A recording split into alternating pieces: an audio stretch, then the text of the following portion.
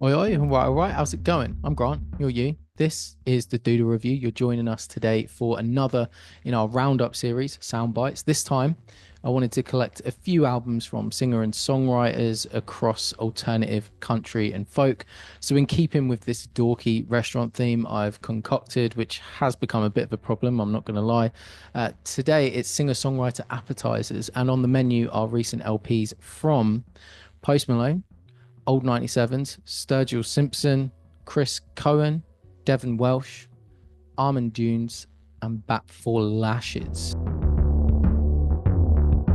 So this is one I'm sure that will have a few people rolling their eyes like, this isn't what I'm here for. Why am I even watching? Well, I've said it before, but despite Austin Post's very commercially focused career with tons of hits that just will roll off the back of anyone that doesn't have a relationship with music inside the top 40, despite that commercial career, through various side quests and associations, he's proven that in addition to his talent, which is clear in his music, like it or not, he has great taste. He's obviously made a choice that he wants to be a massively successful, commercially viable artist. But I've seen enough to think that one day he's going to do something legitimately great that appeals to music snobs like you and I. This album, though, definitely ain't it. F1 Trillion is Posty's full blown country album and not the gritty country that has the potential to be quite cool and far from the artistic fusion of country we saw from Beyonce earlier this year. We're talking full on modern commercial radio country. It's trucks, beers, barbecues, bars, and fighting. And I knew this going in, and it's not my thing. So it was kind of morbid curiosity more than anything that made me give it a look. And you know what? It is what it is. To its credit, aside from the vocals, which are typically treated with an auto-tuned gloss, the instrumentals aren't anywhere near as overproduced and fake as some of the trashy contemporary country pop that I've had the misfortune of hearing in the past. And if you are a country fan, almost every song here is a collab with some old school legend or modern star of the style, which I'm sure is appealing. A lot of the songs here are incredibly catchy. Particularly, I had some help featuring the once cancelled Morgan Wallen. You want to hate it, but I mean, cowboy hats off. That track is infectious. I'd almost be inclined to give it a pass, but no, if I'm honest, I will never listen to this record, even if I can appreciate some of its trashy qualities. Listening to the lyrics, I was reminded of that Henry Rollins skit where he's writing a letter to some country star asking why he writes music that encourages his audience to luxuriate in their struggles rather than rise above, especially when that artist appears to have amassed such wealth himself. I'm not sure I fully agree with that sentiment. There's a judgy, kind of condescending tone there, discounting that hardworking people do just need escapism and fun. And who is anyone really to judge that? And someone's got to make the music. That being said, there are only so many songs I can listen to about trucks and beers and that. So this is bad. But as ever, that's more of a judgment on my personal inclination to listen to the record again, which I won't. But the music's certainly not without merit. If it's your thing, give it a shot. And Posty, I'm still holding out hope you'll bring your punk rock, alt rock love to a project at some point in the future. Johnny Blue Skies, for those that don't know, is actually revered modern outlaw country artist Sturgill Simpson, who, for reasons unclear, committed only to putting 5 albums out under his own name. And having now reached that limit, he's kind of getting around his own rule by releasing records under just alter egos, and one of them is Johnny Blue Skies. Now, in the Post Malone review, I alluded to there being like two types of country, almost slapstick, braggadocious, crude pop country, which that record was, and then something that's overall a bit more subtle, soulful, and grittier. Country overall is one of my least listened to genres, but certainly when I do, it's always in that latter category, which this record easily falls into. Passage du Desert is a soft and contemplative record. It's warm and very organic sounding throughout, and it actually incorporates a bit of psychedelic wandering in the aesthetic. And sometimes this aspect is a little overplayed. Simpson's vocals occasionally have this phased effect applied to them that is a bit over the top and doesn't really add anything. But that aside, adding a dash of hippie psych into the mix is pretty neat. It's a good touch. I think my issue with the record is that most of the songs settle into this very pleasant tone, but don't really do much to like pull you in. The most memorable tracks here are the ones that commit to a bit rather than just swim in a soup of country, soul, and psych. Case in point, the ballad of If the Sun Never Rises. It never loses its country dynamic, but adopts a bluesy, soulful swing that's irresistibly smooth. Equally right kind of dream with its strings and piano takes things to a more dramatic level, which in turn really sticks with you. Everything else kind of meanders and is pleasant, but rarely that memorable. This one for me is just decent. So this arrived earlier this year, American Primitive. It's the veteran alt country rockers' 13th record, and they're a band that I always like to check out because on each album their brand of earnest confessional pop sensibilities and rock-tinged country coalesce into at least one or two bangers that stick. I usually can take or leave everything else, but on 2017's Graveyard Whistling, we got I Don't Want to Die in This Town. On 2020's 12th, there was Diamonds on Neptune. And here on American Primitive, we have Somebody. This song has an aggressive vocal which comes across very raw and makes the hook really pop, and add to that the tension of the verses that make it a really dynamic listen. Most of the rest of the album is too earnest for me, but there are some bright spots like the title track and then very specific parts of certain songs. The lyric in Magic, for example, which says cigarettes are lazy, they're killing me so slowly. That's genius. Other than that, this one is maybe more for the fans. I'm going to say it's mid for me personally.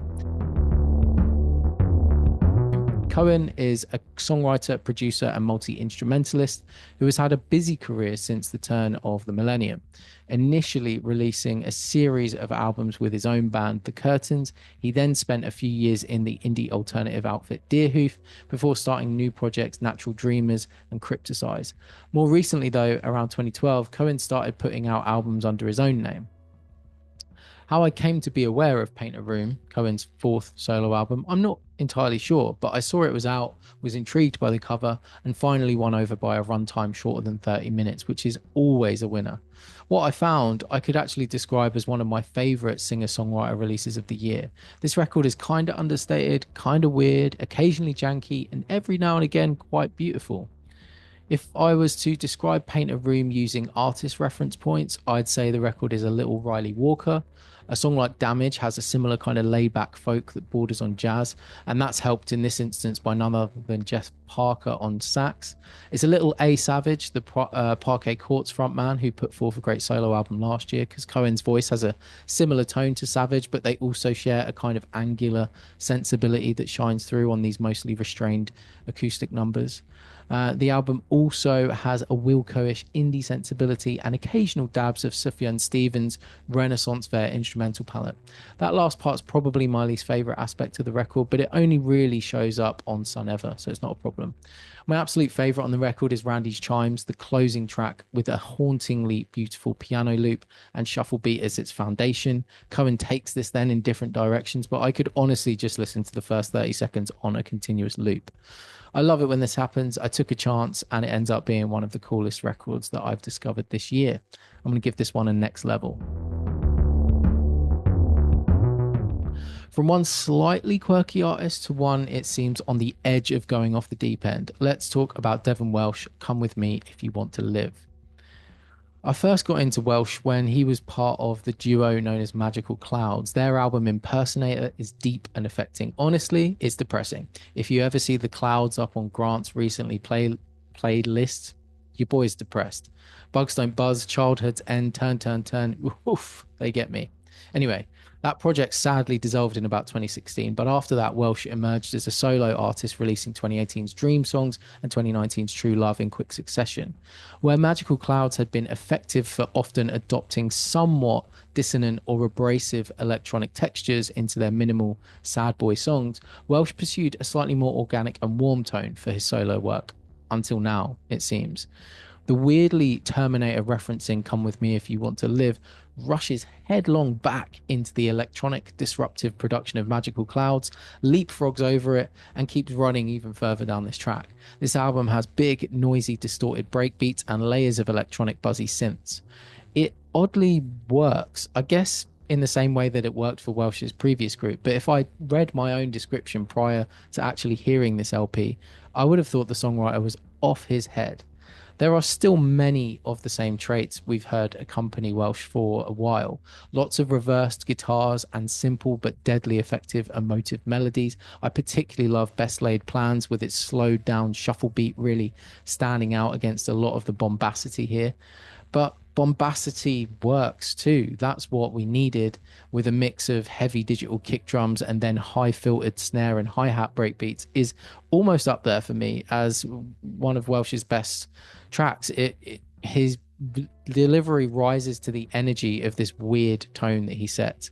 I have absolutely no idea who this record is aimed for, who it would appeal to if you aren't already a Magical Clouds or Devon Welsh fan, and I cannot explain that album cover, but if you're one of the converted, I think you'll find this one great. Damon McMahon, aka Armin Dunes, had been pretty quiet for a long time up until dropping his sixth album, Death Jokes, this year. His previous, Freedom, was released way back in 2018. Having been a lover of that record but not heard anything else, I actually didn't realize he'd held as long a career as he has. I assumed he was one of those talented people that kind of broke through but maybe decided music wasn't for them anymore, so kind of just left. So it was a nice, pleasant surprise when the artist resurfaced seemingly out of nowhere this year. I fell in love with Freedom some years ago because of McMahon's distinctive vibrato drenched voice and interesting kind of postmodern folk rock compositions. The songs felt full of tension but never overstated and always incredibly dynamic. While the production would go in some unique directions, you never lost your place. There was always a central groove or a central melody or classic structure to kind of keep you grounded. Death Jokes I've now listened to so many times, in some ways more than any other album I've reviewed this year, because I just can't grasp this one. It's like this time around, Dunes has really lent into the off-kilter production, and it's certainly made for a more unique album, but for me, it's really impeded the enjoyability. I use the early track Ian as an example. It's built around some kind of cool, angular, weird and droning guitar, but it's backed by these drums that stop and start and seem weirdly off time. It's one of those ones where you're like, oh, this is cool, but over the course of an album with all of these quirks adding up, you look back and you've had so little to grasp on that you just don't remember any of the songs. Anytime you think you're on board, it's like you're climbing up a hill and McMahon's at the top just throwing an oil slick down towards you. I respect the experimentation, respect the artist, respect the art, but in this case, it's just doing nothing for me. I find it a struggle to get through. I'm going to give it a bad. Sorry. Bat for Lashes, aka Natasha Khan, is an artist I started getting into way back in 2012 with her album The Haunted Man. It was in my Spotify era of streaming, so when I moved services, I lost a whole load from my library, and Lashes was sadly one of those projects, and I just kind of haven't checked in with an album since. The Dream of Delphi is an interesting one. I have to be honest, I wasn't wholly on board with it at first. As I was listening to it the first few times, it just seemed a bit safe and a bit bland, save for a few of the pieces, like the slightly darker ethereal title track being one of them, and the instrumental and mournful Breaking Up being another. Coming to write this review, though, I've since learned that the whole record is a document of Khan becoming a mother, with the Dream of Delphi, the track, representing the conception, and from there we go to the midwife, and then we have like the baby's first morning. It all kind of made the softness make a lot more sense, and I actually really like that the album ends with the bonus track as well, which is very unheard of for me, but the album basically ends with an extended version of the title track. But knowing now that the song's about her child's conception kind of makes sense. I kind of feel like the act of conception here is presented as this otherworldly plane, not of physical conception, but as the title suggests, like a dream where the idea, the soul of this child comes to be. And I think the idea of the album starting and ending there, it works really well thematically. Overall, this is a record with a really sweet sentiment and a narrative, and definitely pleasant, but it's in moments like this where I feel the album ratings are a bit crude, because to say I think the album is mid, which I kind of do, is so damn dismissing and negative after everything we've just discussed that I don't know. I honestly, despite understanding it more now that I know the themes, it just still hasn't particularly lit my world on fire. And I can only be honest with you. All right, that's 7 albums, so definitely time to knock it on the head. All of this is obviously just what I think. What are you lot saying? Let me know in the comments. Listen or watch some other reviews, which I've linked down below, which could be related to this. And if you can be asked to do all that, you may as well subscribe, stick around, share some thoughts, show some love, or just hold some abuse. And I'll see you in the next video. All right, mate. Take care. Mine, there you go. Bye bye.